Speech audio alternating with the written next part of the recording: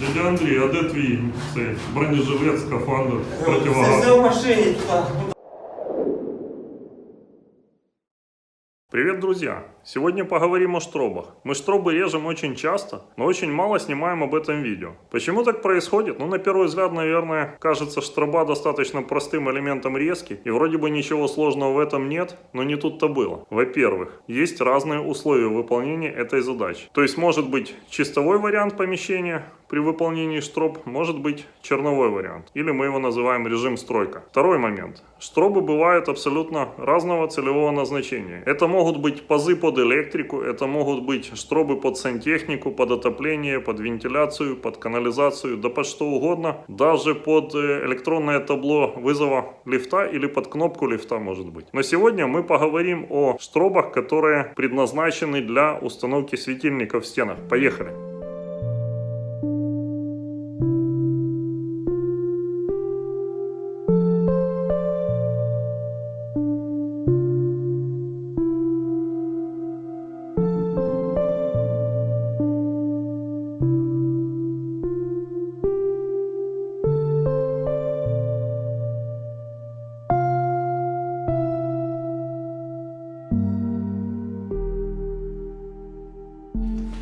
Тільки провод, пожалуйста, не переріж, я не прошу. Хорошо, хорошо. Я його не паяв.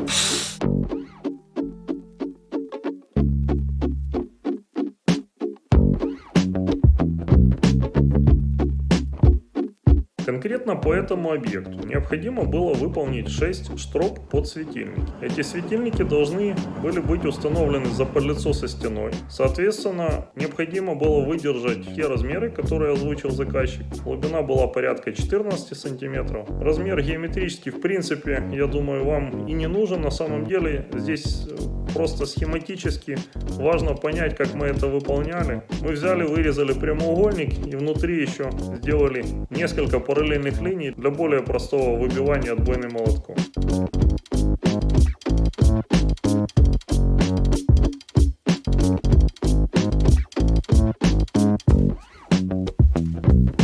Друзья, по поводу инструмента, который мы выполняем такие задачи. Естественно, это Hilti. Обычно это сухорез DCH300 с пылесосом WC20U. Иногда мы используем макроез Husqvarna. Сейчас у нас в парке появляются уже макроезы DCH300X. Тоже очень интересный инструмент. После появления такого инструмента задаешься невольно вопросом, а зачем нужна Husqvarna? Husqvarna теперь больше действительно не нужна. Переводим парк полностью на Hilti. Почему в одних ситуациях используем сухорез с пылесосом, а во-вторых макроез с водой? Ну вот в данном конкретном случае заказчик изначально попросил сделать это насухо. Я не знаю, чем он руководствовался, потому что штукатурка сделана, но стены не покрашены. Поэтому, были бы там потеки какие-то бетонные, все это бы затерлось и покрасилось. Ну окей, он попросил сделать это насухо, мы делаем это насухо. Да? Кажу, вибивається воно довше. Зараз побачимо, як воно вибивається. Хорошо, воно вибивається.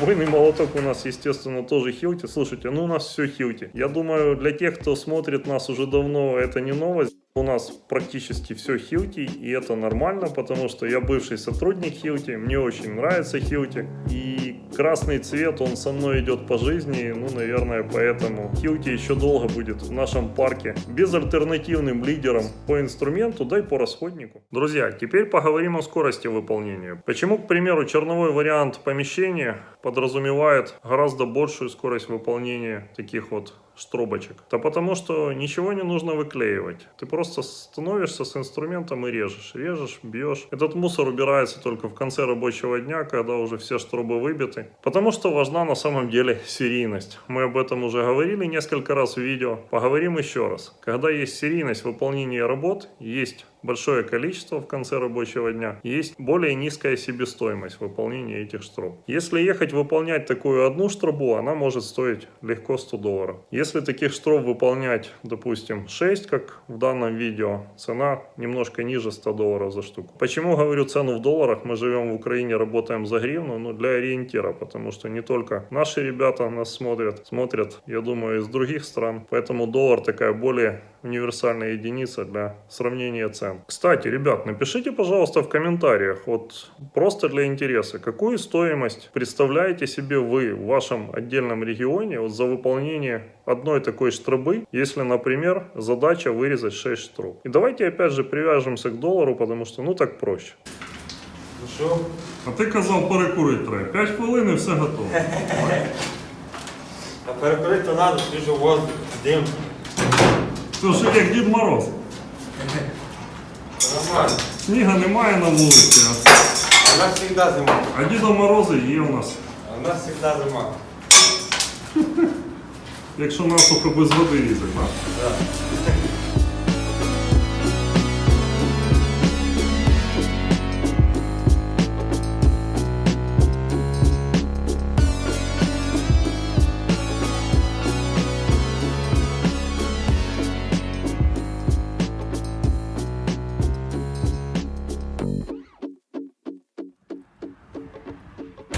Еще один момент. Вот сейчас параллельно выполняем очень интересную задачу. Чистовые штробы в чистовом помещении.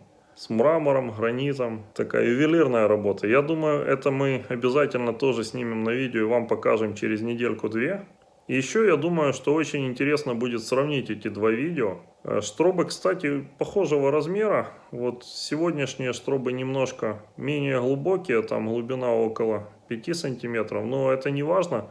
Потому что специфика выполнения работ совсем другая. Но вы это увидите в следующих видео. Кстати, ребята, кто еще не подписался на канал, обязательно подпишитесь, включите колокольчик, поставьте лайк. Друзья, благодарю всех за просмотр. Хорошего всем дня. Пока.